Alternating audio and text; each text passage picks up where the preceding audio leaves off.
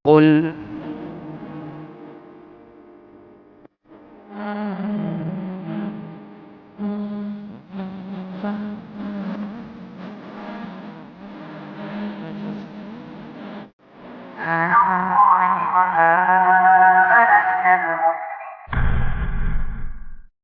Innal hamdalillah nahmaduhu wa nasta'inuhu wa nastaghfiruh wa na'udzu billahi min shururi anfusina wa min sayyiati a'malina may yahdihillahu fala mudhillalah wa may yudlil fala hadiyalah wa asyhadu an la ilaha illallah wahdahu la syarikalah wa asyhadu anna Muhammadan abduhu wa rasuluh.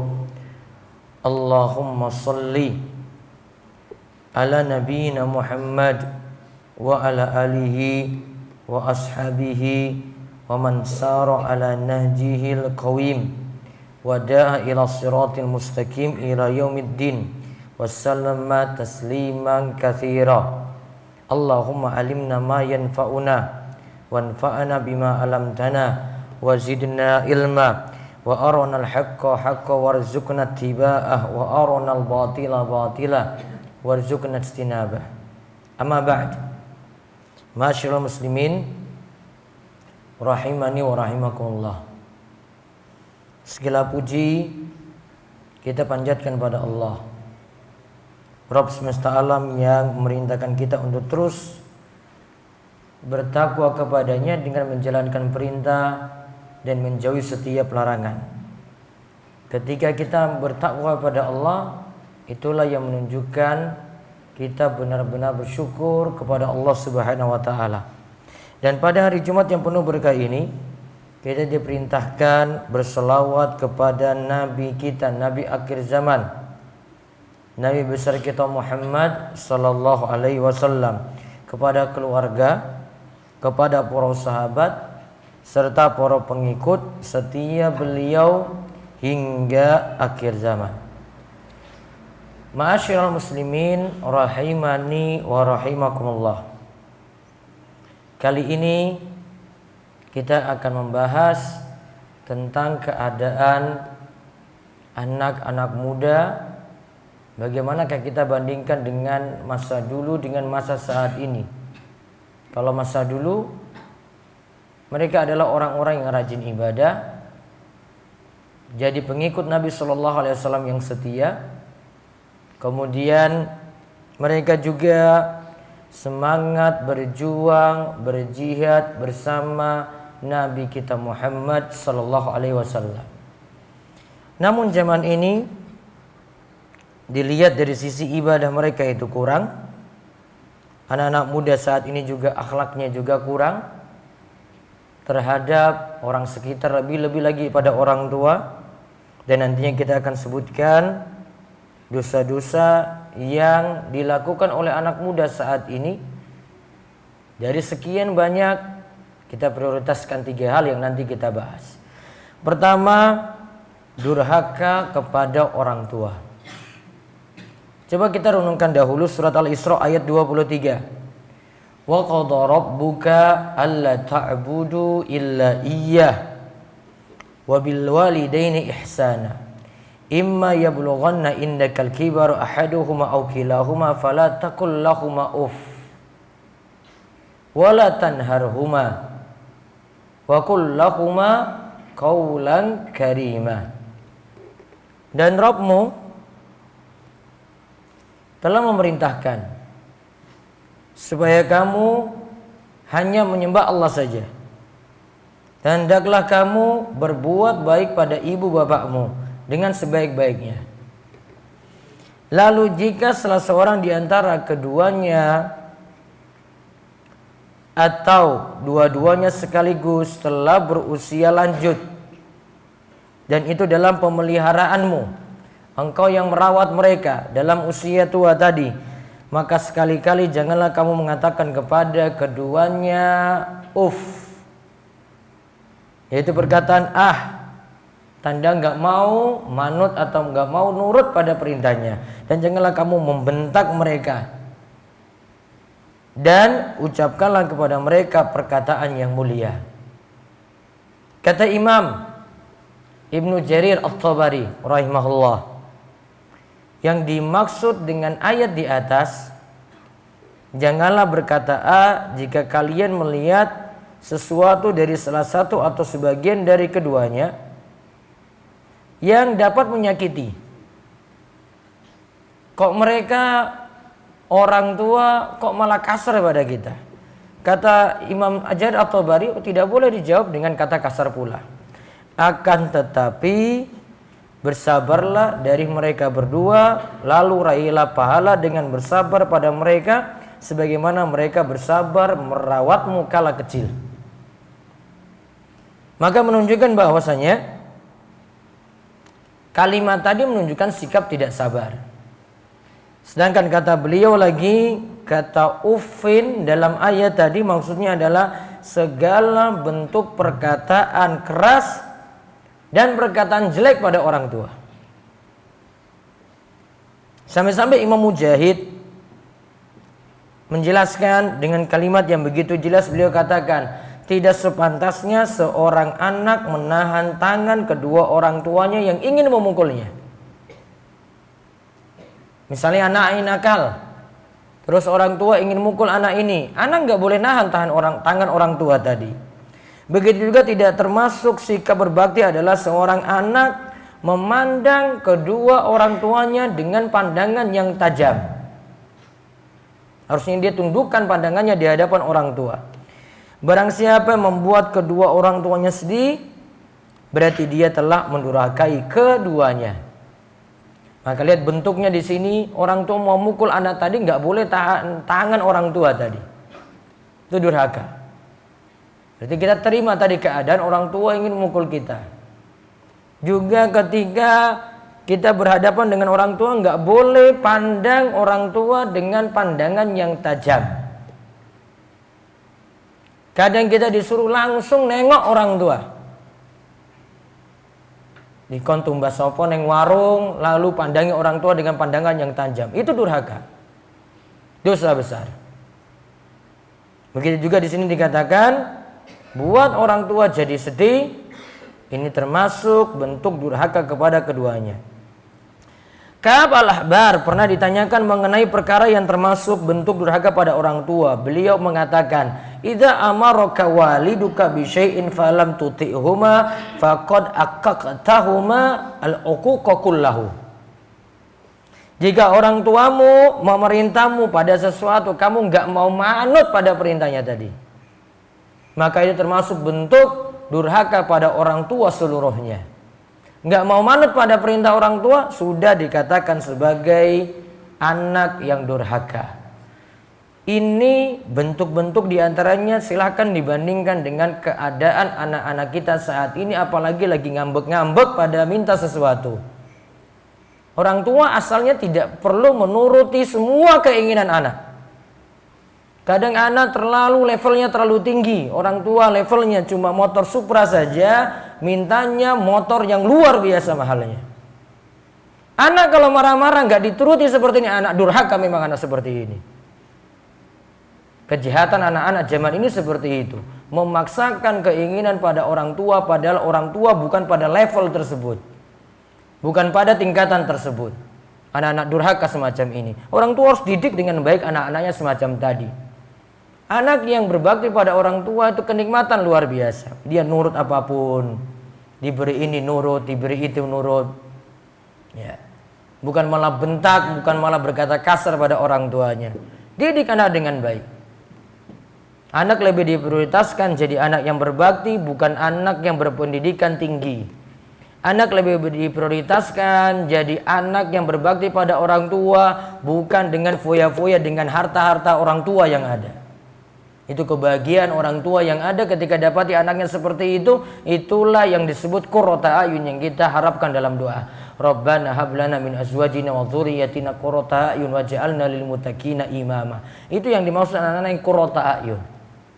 Selalu membanggakan kedua orang tuanya dengan dia jadi penyejuk mata bagi orang tua. Maka jadi anak yang berbakti adalah nurut apapun keinginan orang tua, kalimatnya dijaga di hadapan orang tua, tidak membalas orang tua yang bertingkah laku kasar padanya, dia sabar dengan tingkah laku orang tua apapun sejahat-jahatnya orang tua. Yang kedua, model yang kedua dosa yang dilakukan oleh anak-anak muda adalah bergaul dengan lawan jenis begitu bebas, sampai pun kegemarannya di HP-nya sering lihat gambar-gambar yang ora kena, lihat gambar-gambar porno, video-video porno, hingga tindak tanduknya tiap harinya adalah lakukan onani, bahkan begitu gampangnya lakukan perzinaan. Padahal zina itu dilarang. Zina dilarang, mendekatinya pun dilarang seperti disebutkan dalam surat Al-Isra ayat 32. Wala taqrabu zina innahu kana fahisyatan wa sa'a sabila. Dan janganlah kamu mendekati zina, sesungguhnya zina itu adalah perbuatan fahisyah, perbuatan keji. Wa sa'a sabila, sejelek-jeleknya jalan, bukan jalan yang baik. Maka anak muda saat ini pergaulan terlalu bebas dengan mudah-mudahan bergaul dengan yang belum halal bagi dirinya. Islam itu larang hal-hal yang mendekati zina, bukan hanya melarang zinanya saja. Imam Ibnu Katsir katakan tentang ayat tadi itu melarang zina dan hal-hal yang mendekati zina, serta dilarang pula berbagai penyebab yang dapat mengantarkan kepada zina. Nah, ini sebab-sebab nih dapat mengantarkan pada zina. Misalnya bersentuhan dengan lawan jenis, misalnya memandang pada lawan jenis dengan syahwat, misalnya lagi berdua-duaan berkhalwat, misalnya lagi ikhtilat campur baur dengan lawan jenis satu tempat. Boleh jadi dalam satu foto, boleh jadi dalam satu tempat. Adab ada seperti ini mesti dipahami oleh anak-anak muda. Kadang tidak dipedulikan seperti ini. Coba dilihat lagi. Sampai pada akhirnya dari pergaulan bebas tadi, dia tidak puas dengan bergaul bebas seperti itu, dia puaskan lagi dengan HP-nya. Lihat gambar-gambar yang tidak pantas untuk dilihat. Aurat orang lain dilihat dengan mudahnya, dengan bebasnya. Padahal Nabi SAW itu mengatakan, la yanzurur rajul ila auratir rajul walal mar'atu ila auratil mar'ah wala yufdir rajul illa rajul fi saubin wahid wala tufdil mar'ah ila mar'ati fi saubil wahid. Janganlah seorang laki-laki melihat aurat laki-laki lain. Sesama laki-laki enggak boleh pandang aurat. Janganlah wanita melihat aurat wanita yang lain. Janganlah seorang laki-laki berada dalam satu selimut dengan laki-laki lain. Janganlah seorang perempuan berada dalam satu selimut dengan perempuan lain. Lihat, laki-laki saja tidak boleh memandangi aurat laki-laki, apalagi dengan aurat lawan jenis. Maka sungguh fatal sekali, termasuk juga kalau ada suami istri hobinya seperti itu. Lihat video-video yang gak pantas untuk dilihat. Gak boleh lihat atau memandang aurat yang lainnya, gak boleh. Haram. Nantinya kalau ini tidak dipuaskan, anak muda mengambil jalan untuk lakukan onani, menumpahkan spermanya, menumpahkan maninya dengan tangannya. Ini melanggar ayat surat Al-Ma'arij ayat 29 sampai 31, walladzina hum li furujihim hafizun. Mereka adalah orang-orang yang menjaga kemaluannya. Illa alla azwajihim aw ma malakat aymanuhum fa innahum ghairu malumin. Kecuali mereka jaga kemaluannya untuk istrinya atau budak atau hamba sahaya yang ia miliki, maka itu tidaklah tercela. Faman ibtagha wara'a dzalika faulaika humul adun. Jika dia cari selain itu, dia termasuk orang-orang yang melampaui batas. Berarti kalau tidak dengan istrinya dia tumpahkan dengan onani, berarti dia termasuk orang yang melampaui batas.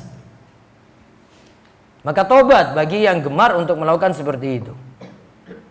Ini tanda bahwasanya dirinya tidak bisa menahan syahwatnya dikarenakan mata yang sulit dijaga. Awalnya dari mata terlebih dahulu, kemudian akhirnya benarkan seperti itu.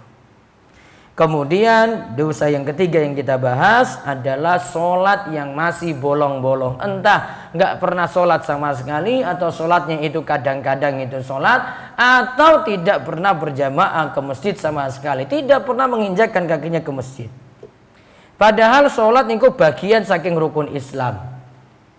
Islam itu punya rukun-rukun, ibarat bangunan itu punya tiang-tiang pokok. Tiang pokok nggak ada, maka Islamnya nggak ada. Tiang pokoknya berdiri kokoh, di situ bangunan Islam akan ada.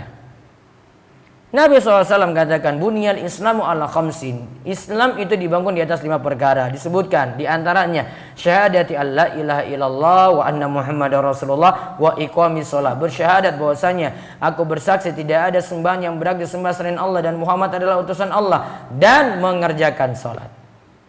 Salat itu bagian dari rukun Islam. Makanya meninggalkan sholat itu lebih parah daripada dosa besar yang lainnya. Sampai Nabi SAW mengatakan, inna baina rajuli wa baina syirki wal kufri tarkas sholah. Tarkas sholah. Batasan antara seseorang yaitu muslim dan syirik dan kekufuran adalah dengan dia meninggalkan sholat. Berarti meninggalkan sholat membuat seseorang terjatuh dalam syirik, terjatuh dalam kekafiran. Maka tadi disebutkan dosanya ini bukan dosa biasa. Maka bapak-bapak, orang tua yang hadir saat ini haruslah lebih peduli pada anaknya dalam memperhatikan sholat daripada memperhatikan baju, daripada memperhatikan kendaraannya. Sungguh luar biasa orang tua perhatian pada anak, pada pakaian, pada kendaraannya, namun tidak pernah perhatian pada sholatnya anak tersebut. Tidak adanya pakaian tidak akan membuat seorang anak itu masuk neraka. Tidak adanya kendaraan juga tidak. Namun kalau tidak adanya sholat, maka akan membuat anak tersebut masuk neraka. Orang tua punya tanggung jawab. Sungguh aneh orang tua perhatian pada apapun. Sekolah anak sekolahkan tinggi-tinggi. Kendaraan diberikan kendaraan super istimewa. Pakaian diberikan apapun. Sholat subuh anak nggak pernah diajak ke masjid. Orang tua pun nggak. Ini perhatian apa yang kayak begini? Anak itu diperhatikan dalam masalah sholat lebih luar biasa. Makanya Nabi SAW itu katakan 7 tahun diajak ke masjid, 10 tahun nggak mau dipukul. Nabi nggak pernah ajarkan ini pada amalan lain, nggak pernah. Ini khusus masalah sholat saja. Masjid dekat, toa masjid hanya depan rumah, namun nggak pernah berangkat ke masjid. Orang tua nggak contohkan, anak juga nggak pernah diajak. Anehnya untuk urusan yang lainnya diurus semuanya. Mau sekolah di mana le? Mau sekolah di sini? Disekolahkan. Cita-citamu apa le? Jadi polisi? Diikuti. Kendaraanmu mau apa? Diikuti. Pakaianmu mau apa? Diikuti. Sholat subuh nggak pernah mau ngajak ke masjid. Luar biasa yang lainnya dipenuhi. Kita perhatian apa seperti ini, padahal yang lain-lain tadi tidak terlalu Allah pentingkan, nanti di akhirat ditanya. Yang dipentingkan orang tua tanggung jawab nggak anak tadi itu sholat. Maka intinya semuanya baru berbahagia jika semua memperhatikan agama. Orang tua memperhatikan agama, anak-anaknya sendiri perhatikan agama. Coba lihat kata Nabi SAW dalam hadis riwayat Ibnu Hibban. Hadisnya sahih, kata Syekh Al-Arnaud, beliau katakan, innallaha yabghidu kulla ja'dhari jawaz sakhab fil aswaq jaifa bil laili himarun bin nahar alimun bid dunya jahilun bil akhirah. Sungguh Allah itu benci orang-orang itu yang satu. Yang pertama, orang sombong. Dua, jawaz, rakus lagi pelit. Rakus cuma ngurus dunia saja. Gak pernah mau ngurus mati, gak pernah mau ngurus akhirat, gak pernah mau ngurus sedekah. Rakus dunia, keluarkan gak mau. Tiga, suka teriak di pasar. Bertengkar di pasar cuma gara-gara masalah barang saja, langganan. Empat, bangkai di malam hari, tidur sampai pagi, gak mau bangun-bangun subuh. Kemudian keledai di siang hari, sibuknya baru di siang hari, cari makan, cari perut untuk isi perutnya. Lalu pintar dia, alimun bidunya, masalah dunia tanya apa-apa bisa. Mau cara smash bagaimana tahu itu. Mau cara dagang bagaimana tahu itu. Mau cara berbisnis seperti apa tahu itu. Cara bangun bangunan seperti apa tahu itu. Namun untuk urusan akhirat paling jahil, paling bodoh. Padahal urusan dunia itu tidak kekalkan kita. Urusan akhirat yang nanti kekalkan kita.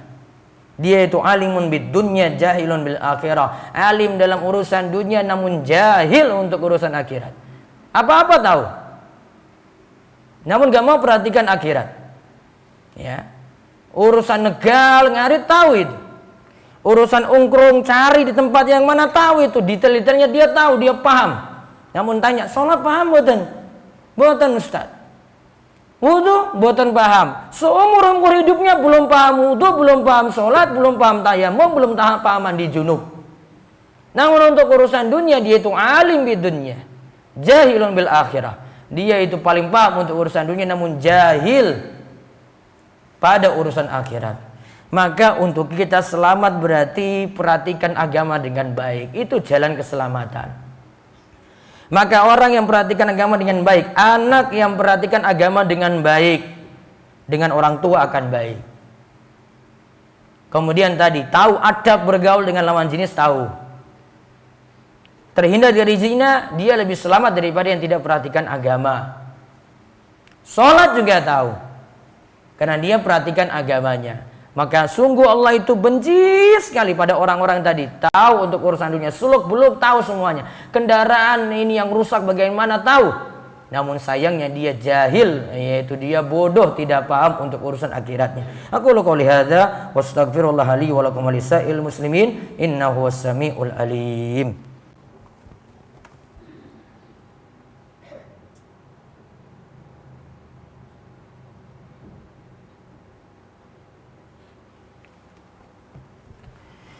Alhamdulillahi rabbil alamin wassalatu wassalamu ala asyrafil anbiya wal mursalin nabiyina Muhammadin wa ala alihi washabbihi ajmain amma ba'du. Fa ya ayyuhan nas ittaqullaha ta'ala wa zarul fawahisha ma dhahara minha wa ma batan wa hafizu ala ta'ati wa huduril jumu'ati wal jama'ah wa alamu anna Allah amarakum bi amrin bada'a fihi bi nafsihi wa sanna bi malaikati qudsihi fa qala ta'ala wa lam yazal qailan aliman innallaha malaikatahu yusholluna 'alan nabi ya ayyuhalladzina amanu shallu 'alaihi wa sallimu taslima Allahumma shalli ala Muhammad wa ala ali Muhammad kama shallaita ala Ibrahim wa ala ali Ibrahim innaka Hamidum Majid Allahumma barik ala Muhammad wa ala ali Muhammad kama barakta ala Ibrahim wa ala ali Ibrahim innaka Hamidum Majid Allahumma ighfir lil muslimina wal muslimat wal mu'minina wal mu'minat al ahya'i minhum wal amwat innaka sami'un qaribun mujibud da'wah Rabbana la tuzigh qulubana ba'da idh hadaitana wa hab lana min ladunka rahmah innaka antal wahhab Allahumma inna nas'aluka al-huda wat tuqa wal afaf wal ghina Allahumma ahsin akibatana fil umuri kulliha wa ajirna min khizyid dunya wa adzabil akhirah Allahumma aslih wulata umurina Allahumma wafiqhum lima fihi salahum wa salahul islami wal muslimin Allahumma ab'id anhum bitanata suwal mufsidin wa qarib ilaihim ahlal khairi wan nasihin ya rabbal alamin Rabbana hab lana min azwajina wa dhurriyyatina qurrata a'yun waj'alna lil muttaqina imama Rabbana atina fid dunya hasanah wa fil akhirati hasanah wa qina adzabannar wa sallallahu ala nabiyyina Muhammadin wa ala alihi wa sahbihi wa man tabi'ahum bi ihsani ila yaumiddin wa akhiru da'wana alhamdulillahi rabbil alamin aqimus shalah.